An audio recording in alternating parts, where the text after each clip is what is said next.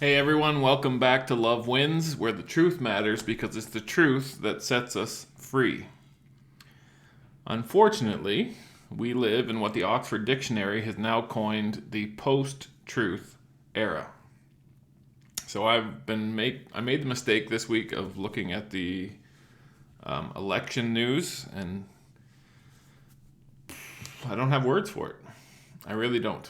So, just to give you some background of me, when I was in high school, I was a bit of a nerd, and I took part in model parliament. I'm Canadian, so we have a little bit different, quite a bit different system. But I was involved. I was the second. I wasn't the leader of the party that we were in, but I was the second person. And we spent 6 weeks in school having our classroom set up like Parliament and spending time every day pretending we were the government and debating issues and passing bills or trying to pass bills and so on and so forth. So I have quite a bit of knowledge around politics. The province I grew up in is a very political province. Politics is in the news all the time. And frankly, when I found Jesus and I understood the gospel, I lost interest in politics. Jesus was not a political person. He did not rail against the government. He did not deal in any of that kind of stuff because he knew that it's what's going on inside here and here that makes the only lasting difference. However, I don't want to be ignorant of what's going on in the world, and there is a huge election coming up in the States this next month. So I looked and I listened, and it was worse than I expected. And this is not going to be about me speaking in favor of or against either candidate. It's not even the point. The point is, politics used to be, when I was growing up and following it, mostly about debating issues and talking about policy and parties presenting to the voters what they would do if they were elected, be it the economy, be it foreign policy, be it immigration, whatever the case may be. They would present, this is how we're going to do it, and the other side would say, no, we don't agree with that, this is how we think we should do it. But now you can't even get a candidate to talk about policy. What they mostly talk about is how bad the other person is. And what's sad about that is that people are watching this, young people are watching this, thinking this is normal, that this is how adults in politics should behave, and this is what running for a president looks like. And it should not be. So then the question becomes, where are we? Where are we headed? Where is all of this going? In my own church, and in religion in general, we've made the mistake of getting focused on things that don't matter and missing the things that do matter. And the thing that mattered the most to Jesus was how we treat each other. When he was leaving, he was about to die and then he was going to go, he said, I'm going to give you a new commandment, that you love one another as I have loved you. By this, all men will know that you are my disciples. Then, in Matthew 24, he, talking about the signs of the end, he basically said all the signs that we look at, earthquakes and wars and famines and pestilence, see, those aren't the signs. So those are just historical things. They will happen regularly. It's not it. What you should be looking for is when a lot of false Christs and false prophets rise up and religion starts to look weird and people start arguing and turning on each other. And then he says, the love of most will grow cold. That's what we should be looking for. That's the last sign. But in the midst of all that chaos and coldness, some will endure to the end. Some will keep his commandment to love one another and demonstrate to the world what being a follower of Jesus looks like. Now, when Paul came along later, he wrote 2 letters to Timothy. Now, Timothy was a young upstart preacher, and Paul was his mentor, trainer. And so he wrote these 2 letters to Timothy to try and help him in his ministry. This is the second letter I'm going to read from. You tell me if you think it reflects where we are, where we're going, and then I'll give you some thoughts on it. So this is 2 Timothy chapter 3, beginning in verse 1. But understand this. This is Paul writing to Timothy. That in the last days there will come times of difficulty. Now you need to understand, Paul and Timothy had no concept that history was going to go on for 2,000 more years. They didn't. They thought the end was close. But still, God inspired Paul to look into the future and to see what the future in the end would look like. Understand this, that in the last days there will come times of difficulty. What will be the cause of this difficulty? For people will be lovers of themselves, lovers of money, proud, arrogant, abusive, disobedient to their parents, ungrateful, unholy, heartless, unappeasable, slanderous, without self-control, brutal, not loving the good, treacherous, reckless, swollen with conceit, lovers of pleasure rather than lovers of God, having the appearance of godliness, but denying its power. It would be bad enough if we just had the list of bad qualities. And frankly, I'm not here to say, oh, this is exactly where we're at. The world's going to end tomorrow. I grew up in a church that said things like that. The older people that I looked up to as a kid, especially the seniors, would say, oh man, the world's so bad. Can't get any worse. Jesus must be coming soon. Now, to be fair to them, the world was getting worse. So they're comparing the world, as they're saying this to me, to how they looked back and saw the world before when they were growing up. So they saw that it was getting worse. And they weren't wrong. What they were wrong about was how bad it will get. And there really is no excuse for that ignorance because the Bible tells of some pretty dark periods in history. And it makes it plain that the last period of history before Jesus comes will be the worst of them all. Which means when we look back at the dark periods in history before, because every society goes through these ups and these downs, that it's going to be worse than the worst of what we can read about. So back in Sodom and Gomorrah, you have people gang raping people in the streets. We're not there yet, thankfully. But if it got there then, it's going to get there again and worse. But the bad part about what Paul warns about is not how bad society will get, as bad as that is. I'm not saying it's not bad, it's bad. But what's really bad is that the people who are behaving this way, who have become this way, have a form of godliness. They are religious. They claim to be followers of God. When you read Revelation, and we'll get into it soon, maybe even next week, depending on how my life goes between now and then. Revelation 13, in describing the future from a prophetic unfolding point of view, says that at the end of time there will be a government power that will rise up, that will be religious, and that will force the whole world to worship in a certain way. But force is not godly. You say, well, it says right here, having a form of godliness but denying its power. Yeah, God has power. How does he use his power? What is godly power? And what does it produce? You see, we all use words, but we have different ideas when we use those words. So when we think of power, we think of guns, and we think of tanks, and we think of money, and we think of position, anything that gives someone a leg up on other people. That's power. So the more advantages you have, if you have money and army and position, you have a lot of power. But Jesus never used any of those things. He had no money other than the money people gave the disciples to help them survive. He didn't own anything. He didn't have a house. He didn't have a position. He wasn't in the church. He wasn't anything. He had no rank of any kind.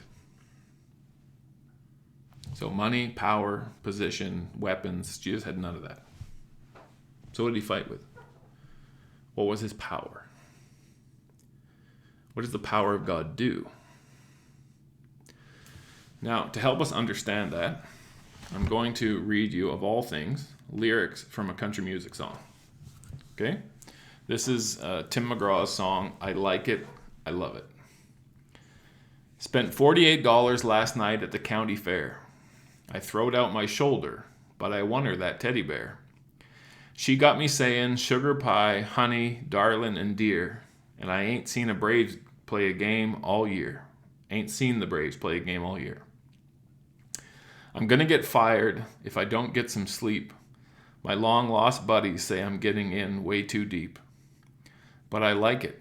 I love it. I want some more of it. I try so hard I can't rise above it. I don't know what it is about that little girl's lovin', but I like it. I love it. And I want some more of it. My mama and daddy tried to teach me courtesy, but it never sank in till that girl got a hold of me. Now I'm holding umbrellas and opening up doors. I'm taking out the trash and I'm sweeping my floor. I'm crossing my fingers and counting every kiss, praying that it keeps going on like this. 'Cause I like it. I love it. I want some more of it. I try so hard I can't rise above it. I don't know what it is about this little girl's lovin', but I like it. I love it. I want some more of it. Gotta wash my truck and dress up to pick her up to watch TV. When she sits down on the sofa, she'll move a little closer. She can't get enough of me. And I like it. I love it. I want some more of it. I try so hard I can't rise above it. I don't know what it is about the little girl's lovin', but I like it. I love it. I want some more of it. So what power did that girl have? Guns? Money? Tanks? Position? Or was there something in her that changed something in him? Jesus came to this world with no money, no position, no power, no lineage, no rich family, born and placed in a feed trough, visited by shepherds. He had no big start, which is why most people ignored him right from the start. They said, if God was going to send a savior to this world, this is not how he would do it. Why? Because we assume that God is like we are. So when we create religions and systems and governments and countries without knowing what God is like, we resort to money and power and position and authority and systems. But Jesus didn't do any of those things, nor did he get involved in any of those things. So if you think that who wins the election will determine your fate or our fate, you've missed it. And if you think seeing people behave like that and you're cheering for your guy to pummel the other person and grind them into the ground and shame them and mock them, if you think that's cool, you're really missing it.